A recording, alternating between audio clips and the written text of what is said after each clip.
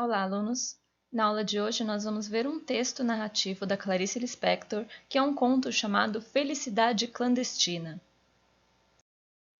Então, todo começo de história vai apresentar os personagens e alguma coisa sobre do que vai se tratar a história. Então, esse começo o narrador fala assim: Ela era gorda, baixa, sardenta e de cabelos excessivamente crespos, meio arruivados. Tinha um busto enorme, enquanto nós todas ainda éramos achatadas. Como se não bastasse, enchia os 2 bolsos da blusa por cima do busto com balas.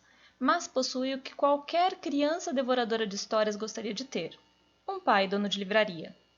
Pouco aproveitava, e nós menos ainda. Até para aniversário, em vez de pelo menos um livrinho barato, ela nos entregava em mãos um cartão postal da loja do pai. Ainda por cima era de paisagem do Recife mesmo, onde morávamos, com suas pontes mais do que vistas. Atrás escrevia com letra bordadíssima palavras como data natalícia e saudade. Mas que talento tinha para a crueldade! Ela toda era pura vingança, chupando balas com barulho. Como essa menina devia nos odiar, nós que éramos imperdoavelmente bonitinhas, esguias, altinhas, de cabelos livres. Comigo exerceu com calma ferocidade o seu sadismo. Na minha ânsia de ler, eu nem notava as humilhações a que ela me submetia. Continuava a implorar-lhe emprestados os livros que ela não lia. Até que veio para ela o magno dia de começar a exercer sobre mim uma tortura chinesa. Como casualmente informou-me que possuía as reinações de Narizinho de Monteiro Lobato. Então, pausa aqui, Percebam que o nosso narrador é em primeira pessoa. E como dá para saber isso? Porque ela fala, ela informou-me, então informou a mim, eu participo da história. E nós menos ainda, então eu e mais alguém. É sempre evidente que a narradora participa da história. E ela está descrevendo uma outra pessoa, que ela descreve fisicamente no começo, ela era gorda, baixa, sardenta, de cabelos excessivamente crespos, meio arruivados, e depois ela vai descrevendo também psicologicamente, falando da crueldade, falando ela era pura vingança e comigo exerceu com calma ferocidade o seu sadismo. Então, traz características tanto físicas quanto psicológicas para essa outra menina que nós nem sabemos o nome, mas nós já sabemos bastante sobre ela. E ela falou sobre esse livro, Reinações de Narizinho, então vamos ver sobre ele. Era um livro grosso, meu Deus, era um livro para se ficar vivendo com ele, comendo, dormindo, e completamente acima de minhas posses. Disse-me que eu passasse pela sua casa no dia seguinte e que ela o emprestaria. Até o dia seguinte, eu me transformei na própria esperança da alegria. Eu não vivia, eu nadava devagar no mar suave, as ondas me levavam e me traziam. No dia seguinte, fui à sua casa, literalmente correndo. Ela não morava num sobrado como eu, e sim numa casa. Não me mandou entrar. Olhando bem para os meus olhos, disse-me que havia emprestado o livro a outra menina e que eu voltasse no dia seguinte para buscá-lo. Boquiaberta, saí devagar, mas em breve a esperança de novo me tomava toda e eu recomeçava a andar pulando, e que era o meu modo estranho de andar pelas ruas de Recife. Dessa vez nem caí. Guiava-me a promessa do livro, o dia seguinte viria, os dias seguintes seriam mais tarde, a minha vida inteira. O amor pelo mundo me esperava. Andei pulando pelas ruas como sempre e não caí nenhuma vez.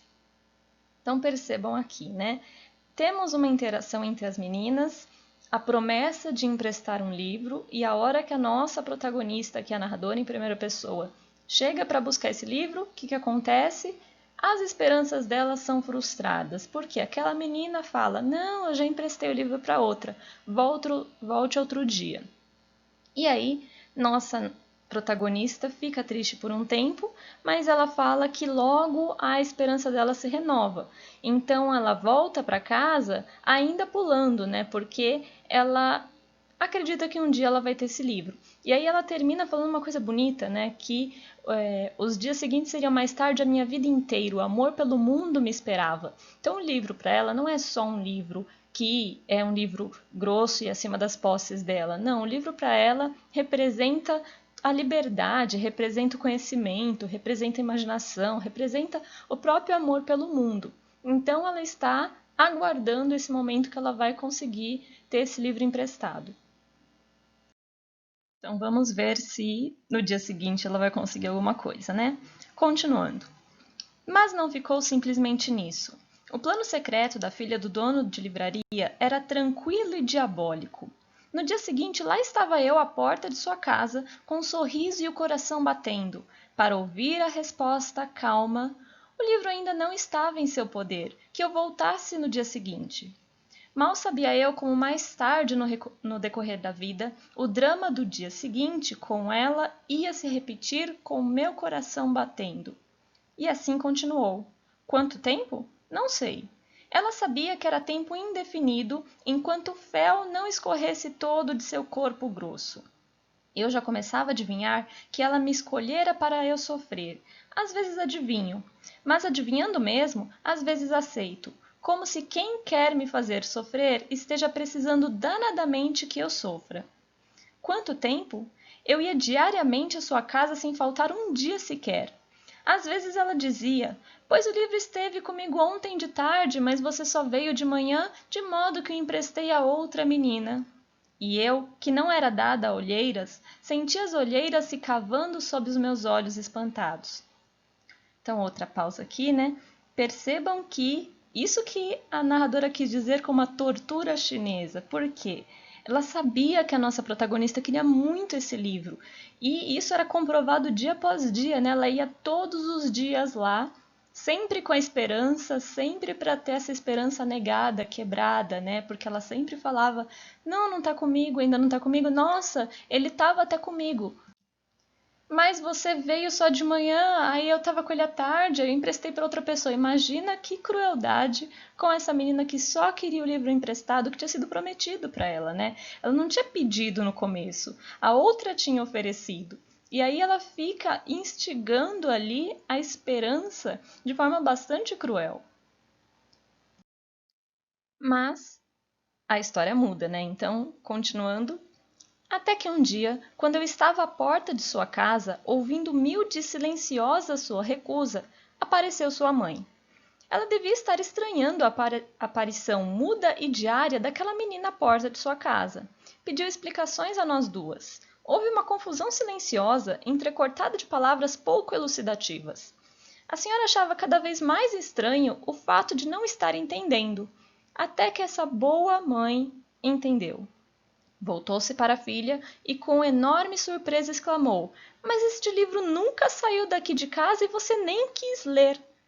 E o pior para essa mulher não era a descoberta do que acontecia. Devia ser a descoberta horrorizada da filha que tinha. Ela nos espiava em silêncio. A potência da perversidade de sua filha desconhecida e a menina loura em pé à porta, exausta, ao vento das ruas de Recife. Foi então que, finalmente se refazendo, disse firme e calma para a filha: Você vai emprestar o livro agora mesmo. E para mim, e você fica com o livro por quanto tempo quiser. Entendem? Valia mais do que dar o livro. Pelo tempo que eu quisesse, é tudo que uma pessoa, grande ou pequena, pode ter a ousadia de querer. Então, com a interferência da mãe aqui, nós temos uma mudança naquela repetição, né? Ela agora tem o livro, nós descobrimos que essa menina realmente estava só sendo cruel, porque ela nunca emprestou aquele livro. Vocês provavelmente já suspeitavam disso, né? E agora a nossa protagonista tem o livro por quanto tempo ela quiser. Ela fala que isso é mais importante até do que ganhar o livro para sempre, porque quanto tempo quiser é quanto tempo ela quisesse, ela podia ficar para sempre se ela quisesse, né? De acordo com essa frase.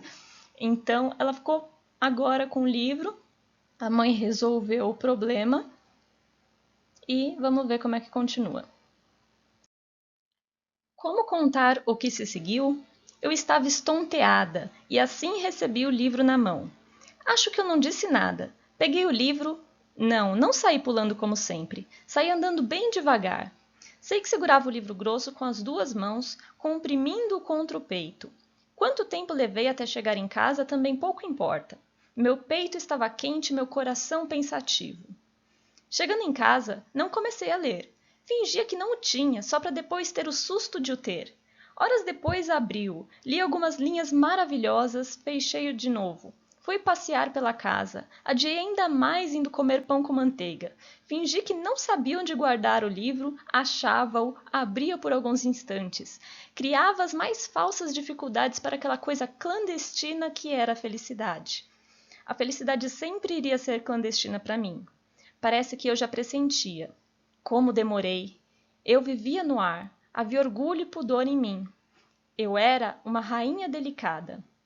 Às vezes sentava-me na rede, balançando-me com o livro aberto no colo, sem tocá-lo, em êxtase puríssimo.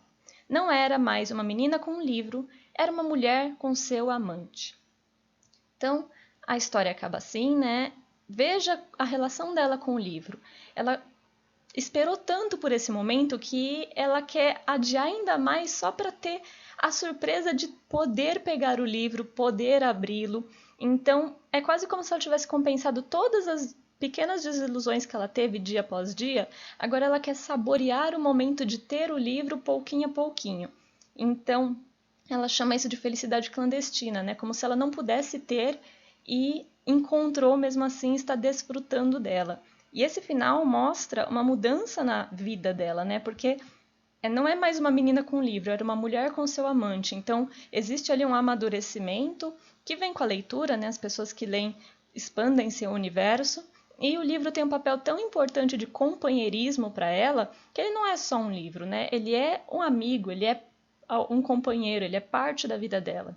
Então, esse foi o conto, um conto curtinho, vamos discutir sobre ele.